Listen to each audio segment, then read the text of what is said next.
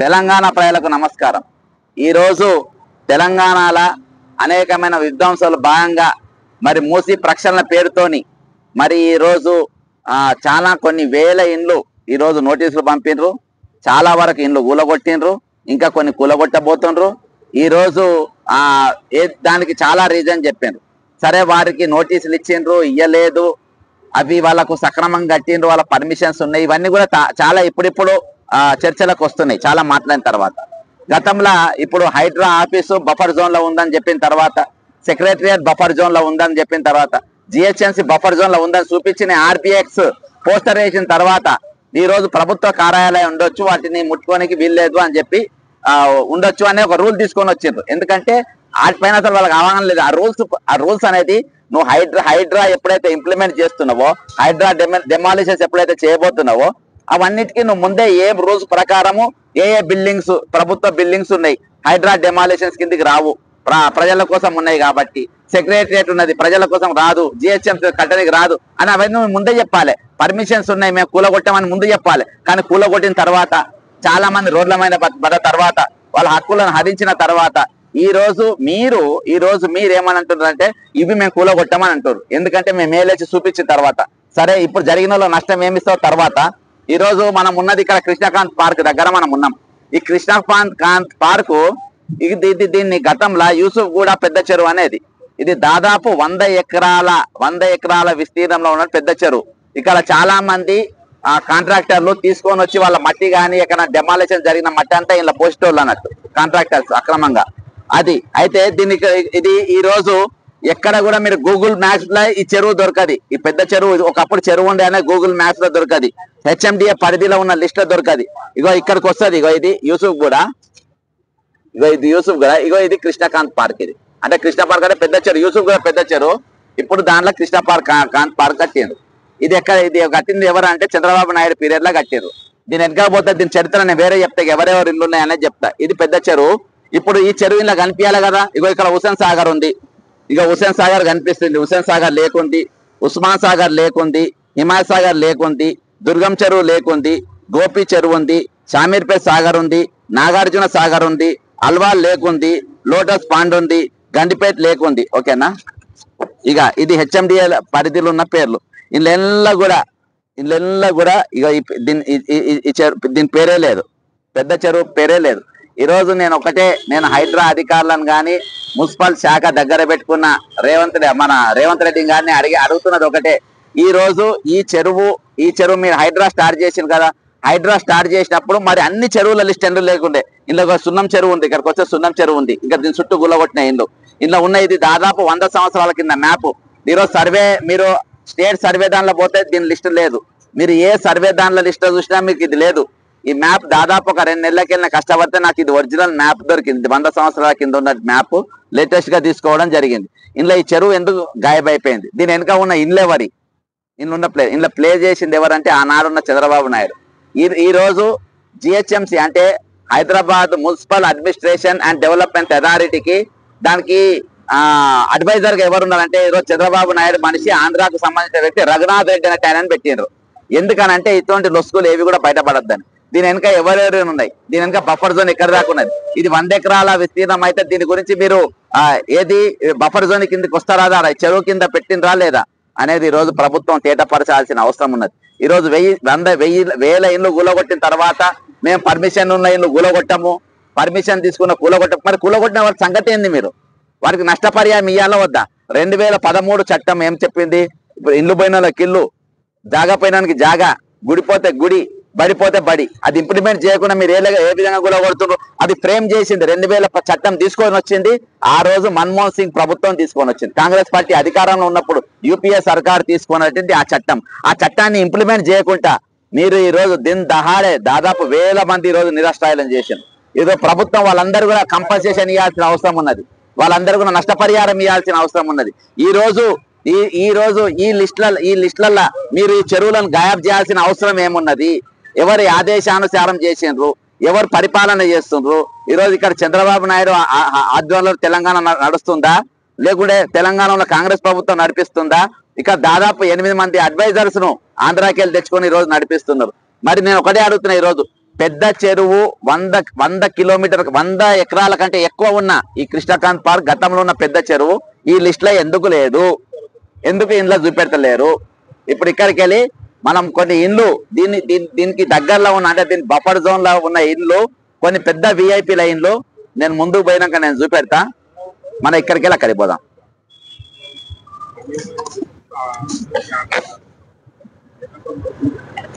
మిత్రులారా, ఇక్కడికి వెళ్ళి మనం అక్కడ వెళ్తాం. కృష్ణకాంత్ పార్క్ బోర్డుకి వెళ్ళి మనం బయలుదేరుతున్నాం ముందుకు. ఇక్కడికి వెళ్ళి వెళ్తున్నాము. ఇదంతా కృష్ణకాంత్ పార్కే. ఇది కృష్ణకాంత్ పార్క్ కిందకి వస్తుంది. ఇక్కడ అసలు చెరువు ఎంత విస్తీర్ణం అనేది ఒకసారి మనం చూస్తే తెలుస్తుంది. ఇదంతా కూడా గతంలో ఉన్న చెరువే. ఇది చంద్రబాబు నాయుడు ఆ రోజు కట్టించిన బాపతి. ఇది కృష్ణకాంత్ పార్క్ చేసిండు. దీన్ని పార్క్ కృష్ణకాంత్ పేరు పెట్టి, అంటే గవర్నర్గా ఉన్న కృష్ణకాంత్ గారు మన గతంలో గవర్నర్గా ఉండే ఉమ్మడి ఆంధ్రప్రదేశ్కు. ఆయన దాదాపు 80 దశకంలో ఉండే 80స్లో ఆయన మనకు ఇదిగా మన దగ్గర మనకు గవర్నర్గా రాష్ట్ర గవర్నర్గా పనిచేసిండు. మరి చంద్రబాబు నాయుడు గారు ఎందుకు కృష్ణకాంత్ గారి పేరు చెప్పిందంటే ఆయన ముఖ్యమంత్రి గారికి ప్రమాణ స్వీకారం చేపించింది ఆనాడు కృష్ణకాంత్ గారే. కృష్ణకాంత్ గారు ఎవరైతే ఎన్టీ రామారావును వెన్నుపోటు పొడిచిన తర్వాత కృష్ణకాంత్ గారు దగ్గర ఉండి ఈయనతోని ప్రమాణ స్వీకారం చేపించింది కాబట్టి ఆయన పేరు మీద ఈ పార్క్ పెట్టడం జరిగింది. అంటే రుణం తీర్చుకున్నట్టు ఆయన. ఇగో ఇది అది కథ కదా. ఇక ఇదంతా మన చూపిన ఇదంతా కట్ట. ఇప్పుడు ఇది నా కట్ట అని మిమ్మల్ని నిరూపిస్తా. ఇది కట్ట అని చెప్పేసి, ఇది చెరువు కట్ట అని చెప్పేసి మీకు నేను నిరూపిస్తా. దానికి కావాల్సిన ఆధారం నేను మీకు ముందు చూపెడతా. కాబట్టి ఇవన్నీ కూడా ఇండ్లు. అంటే ఇదంతా దాదాపు నాకు తెలిసి ఇదంతా తెలుగుదేశం ఓటర్లు అయి ఉంటారు. తెలుగుదేశం ఓటర్లు ఎవరు ఉంటారో తెలుసు కదా మీకు. కాబట్టి వాళ్ళందరూ కూడా ఇక్కడ ఏడా కూడా బఫర్ జోన్, ఇదంతా బఫర్ జోన్ అని అంటారు దీని అంతా. ఇక్కడ నోటీసులు ఉండయి, ఏముండయి. కానీ బస్తీల ఇండ్లు, కనబడ్డ ఇండ్లు, మీకు అవతల ఉన్న ఇండ్లు మొత్తం గులగొట్టేసింది. ఇగో ఇది నాలా కిందికి వస్తుంది కొంచెం ముందుకు. ఇగో ఇది కట్టమైసమ్మ. ఇప్పుడు నేను ఆధారం చెప్తున్నా, ఇంకా కొంచెం ముందుకు. ఇగో ఇది కట్టమైసమ్మ గేటు, ఇది కట్టమైసమ్మ టెంపుల్. ఓకేనా? ఇది కట్టమైసమ్మ టెంపుల్. ఇదేమో నాలా. కిందికి పోతే ఎవరెవరు విఐపీలు ఉన్నాయో చూపెట్టా. ముందు ఇక్కడ దీనిపైన చెరువు పైన రాసి ఉంటుంది చెరువు అని. ఇగో చెరువు. ఇగో ఒక్కసారి రంగనాథ్ గారు మీరు ఇక్కడ దగ్గరకు వచ్చినప్పుడు చూడండి. ఇగో చెరువు కట్టమైసమ్మ అని రాసి ఉన్నది. చెరువు కట్టమైసమ్మ. సెల్ఫీ వీడియో కాబట్టి అది ఉల్టా కనబడుతుంది మీకు. చెరువు కట్టమైసమ్మ అని చెప్పేసి ఇగో మీకు దగ్గరలో రాసి ఉంటుంది ఇదంతా. ఇగో ఈ టెంపుల్ ఇది. ఓకేనా? ఈ టెంపుల్ ఇక్కడ వెనక తీసుకోరా. చదివి నేను బ్యాగ్ తీసుకున్నాను. ఇగో ఈ టెంపుల్. ఇవన్నీ ఇల్లు ఇట్లా చాలా దూరం వరకు ఉంటాయి. ఇళ్ళకు మధ్యలోకి వెళ్ళి వచ్చేసాయి. మధ్యలో ఇక్కడ ఇగో ఇదంతా అది ఉంది యూట అన్నాడు. ఇగో ఇవన్నీ కూడా ఇండ్లు. ఇవన్నీ ఇండ్లు. వీటికే దేని గుడి ఇవ్వలే. నేను బాజాబ్తా చూపించిన కదా. ఇట్లా పోవచ్చు మీకు బాజాబ్తా చూపించిన కదా. ఇదంతా చెరువు కట్ట. ఇదంతా అంటే ఇంక అక్కడ దాకా ఉండొచ్చు. గుడి ఇక్కడ దాకా కట్టిండ్రు కాబట్టి అక్కడ దాకా అగో మంగళ సమాజ్. ఇట్లా పోవచ్చా? రైట్ పోనీ. రైట్. ఇట్లా తీసుకుంటున్నాము. ఇదంతా కట్ట. మన కట్ట పక్కన ఉన్న ఇళ్ళ మధ్యలోకి వెళ్ళి పోతున్నాం. ఇక్కడ ఇప్పుడు ఒక పెద్ద విఐపీ ఇల్లు చూపెడతాం మీకు. కాకపోతే ఇవి నేను ఏవి ఇల్లు కూడా కూలగొట్టాలని అంటలేను. అంటే ఈరోజు ఒక్కొక్కరికి ఒక్కొక్క తిరిగి న్యాయం ఏ విధంగా ఉంటుంది అనేది మీకు చూపెడుతున్నా. ఇట్లా చెప్పండి.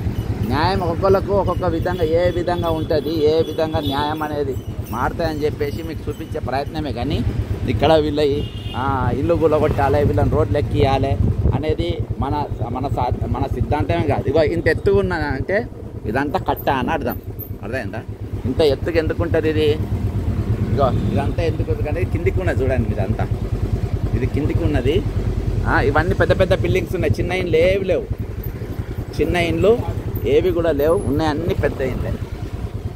అర్థమైందా? ఉన్న ఇండ్లన్నీ కూడా పెద్ద పెద్ద ఇండ్లు, పెద్ద పెద్ద బిల్డింగ్లు ఉన్నాయి. అర్థమైందా? గరీబోళ్ళు అన్న ఆడ ఇల్లు కూలేటప్పుడు కనీసం వాళ్ళ సామాన్లు తీసుకొని ఇవ్వలే, వాళ్ళ అన్నం తిననియలే. అన్నం తింటాం, గిన్నెలు చదువుకుంటాం, మన సామాన్లు చదువుకోకుండా మీరు ఇష్టం వచ్చినట్టుగా వాళ్ళ మొత్తం కంప్లీట్గా డెమాలిషన్ చేయడం జరిగింది. ఇగో ఇప్పుడు కట్టమైసమ్మ టెంపుల్ వస్తుంది ఇక్కడ. ఈడ ఈడ ఈడ కట్టమైసమ్మ టెంపుల్. ఇగో ఇది ఓకేనా, ఇది కట్టమైసమ్మ టెంపుల్. ఇట్లకెళ్ళి ఇక రైడ్ తీసుకున్నాను, ముందుగా రైడ్ పైకి ఎక్కి. ఇగో ఇది కట్టమైసమ్మ టెంపుల్. ఇగో ఈ చెరువు, ఇప్పుడు మన చుట్టూ తిరిగి వచ్చినాము. ఈ చెరువు ఇట్లకెళ్ళి రైడ్ తీసుకున్నాం. ఇట్లకెళ్ళి చెరువు. ఇక ఇదంతా ఇగో కిందికి వెళ్ళి నాలా. ఇగో కింద పోతుంది కదా, ఈ బండ్ల పార్కింగ్ ఉంది కదా, ఇది కింద నాలా పైన రోడ్డు వేసిండ్రు. ఇక మూతలు ఉంటాయి చూడండి, ఇవన్నీ మూతలు ఉన్నాయి చూడండి.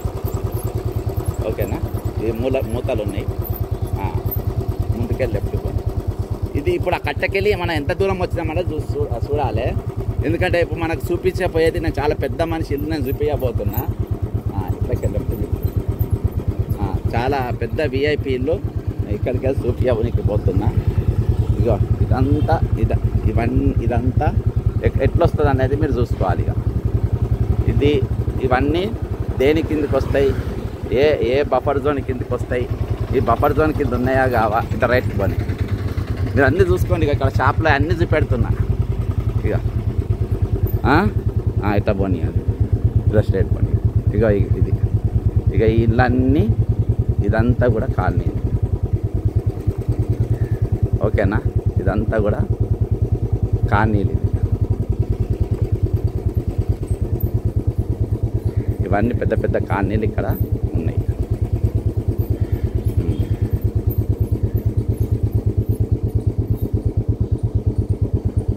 స్ట్రేట్ చూసింది కదా, ఇన్ని ఇండ్లు ఉన్నాయి, ఇన్ని ఇండ్లు ఇక్కడ ఉన్నాయి. Right right.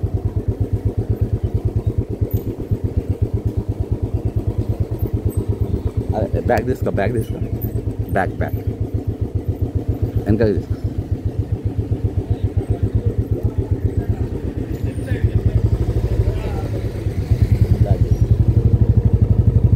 ఇవన్నీ విఐపి ఇండ్లు ఇవి.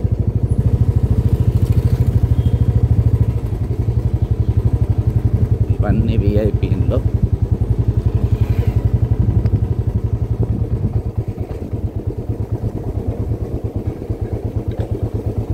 మనం దాటేసినట్టు మా ఇల్లు.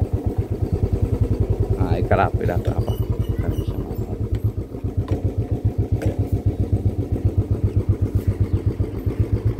మిత్రులారా, ఇది కట్టమైసమ్మ టెంపుల్. ఆ వెనుక ఉన్నది కృష్ణకాంత్ పార్కు, అది యూసుఫ్ కూడా పెద్ద చెరువు. అది పెద్ద చెరువు అని చెప్పి కట్టమైసమ్మ దగ్గర చూపించిన. అక్కడికి వెళ్ళి ఇక్కడికి బఫర్ జోన్. ఇక కింద మనం నిలబడేది నాలా. ఇది చూపి ఆ నాలా, ఇగో నాలా ఇది చూపి. ఇగో ఇది నాలా, పెద్ద నాలా. ఇగో ఇక్కడికి వెళ్ళి అక్కడ దాకా మొత్తం పెద్ద నాలా. ఇది ఈ నాలా వస్తుంది. ఇక ఇక్కడికి వెళ్ళి నేను చూపెడతా అన్న పెద్ద విఐపీలో ఏం లేదంటే, ఈ ముందు అంటే పర్టికులర్ గా ఆయన ఇల్లు చూపిస్తే బాగుండదు. ఎందుకంటే ఆయన చాలా పెద్ద ఆపరేషన్ చేసింది కాబట్టి ఆయన పేరు చూపించద్దు. అదే మన హైడ్రా కమిషనర్ రంగనాథ్ గారి ఇల్లు ఇక్కడనే. ఈ రౌండప్ ఈ రేడియస్ లా నేను ఇల్లు పర్టికులర్ గా చూపెడతలేను, ఎందుకంటే ఆయన సేఫ్టీ మెజర్స్ లా ఆయన ఇంటికాడికి కూడా పోయినా, బయట గన్మెన్ కూడా ఉంటారు. దసరా టైంలో చూసిన కాబట్టి నేను అంతా ఈ వర్క్ అంతా చేయడానికి దాదాపు నెల 15-2 నెలలు పట్టింది. ఇదంతా తీయనికి, మ్యాప్లు ఇవన్నీ తీయనికి. దసరా కంటే ముందు రోజు నేను వాళ్ళ ఇల్లు కూడా చూసిన, బయట గన్మెన్ ఉండే. ఈ రేడియస్ లా ఆయన ఇల్లు ఉన్నది. ఇంకా మన చనిపోయిన ఉమేష్ చంద్ర గారి ఇల్లు కూడా ఆడనే ఉంటది. ఆ దగ్గరలో ఇల్లు కూడా ఉంటది.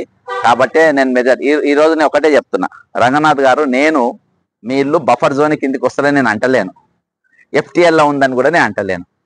అది కట్టమైసమ్మ టెంపుల్ అంటున్నా. కట్టమైసమ్మ అంటే చెరువు కట్టకు టెంపుల్ కడతారు. అది మా ఎడ్డి లెక్క, మా ఎడ్డోళ్ళ, తెలంగాణ ఎడ్డోళ్ళ లెక్క మాది కట్టమైసమ్మ టెంపుల్. అక్కడికి వెళ్ళి ఈ రేడియస్ లో మీ ఇల్లు ఉన్నాయి. మీరు కొలిసి చూపియండి, మీరు మీడియాని తీసుకురండి. నేను ఒక వీడియో రిలీజ్ చేసి అందరికి పంపుతున్నా. మీరు వచ్చి మీడియాని మొత్తం తీసుకురండి. ఇక్కడికి వెళ్ళి మీ ఇల్లు చూపెడతారా మీ ఇష్టం, అది మీ ఇల్లు ఏ సందు ఉన్నదా మీ ఇష్టం, అది అక్కడికి వెళ్ళి 500 మీటర్ల లోపు ఉంటారా మీ ఇష్టం, అది నాలాకెళ్ళి ఎన్ని మీటర్ల దూరం ఉంది మీ ఇష్టం. మరి ఈ నాలాకెళ్ళి మీ ఇల్లు ఎంత దూరంలో ఉందో చూపించారండి, అది ఇష్టం. అది చంద్రబాబు నాయుడు గారు అయితే ఆయన ముఖ్యమంత్రి చేసినందుకు కృష్ణకాంత్ గారి పేరు పైన పార్క్ అయితే పెట్టిండ్రు. ఇక్కడ ఇండ్లు కూడా దాదాపుగా అన్ని మీరు ఏవి చూసినా కానీ చంద్రబాబు నాయుడు ఓటర్కు సంబంధించిన ఇండ్లే ఉంటాయి. కాబట్టి ఇక్కడ ఏ ఇల్లు కూడా నోటీసులు రాలేదు. ఏ ఇల్లు కూడా ఇది బఫర్ జోన్ కిందకి వస్తారో రాలేదు. కాకపోతే ఒక లెవెల్ వరకు ఇది బఫర్ జోన్ కిందకే ఉంటది.